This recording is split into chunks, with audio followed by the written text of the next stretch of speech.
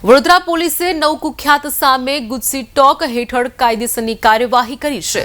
ગુજસી talk હેઠળ આરોપીઓ સામે ગુનો નોંધ્યા બાદ પોલીસે આરોપીઓનું સરઘસ કાઢ્યું છે।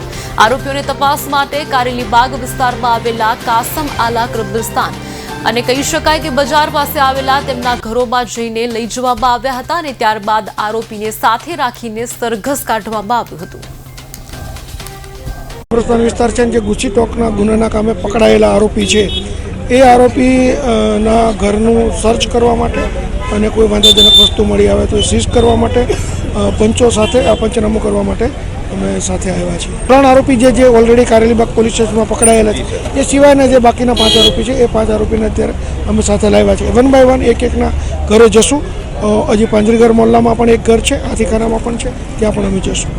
એક એના સંદેશ તરીકે પણ જોઈ શકો છો કે આજે 2025ના નવા વર્ષના પહેલા જ દિવસે એટલે કે બરોડા સિટીનો આ પહેલો જ ગુનો છે। રાત્રિના 12:15 વાગ્યા દાખલ કર્યો છે।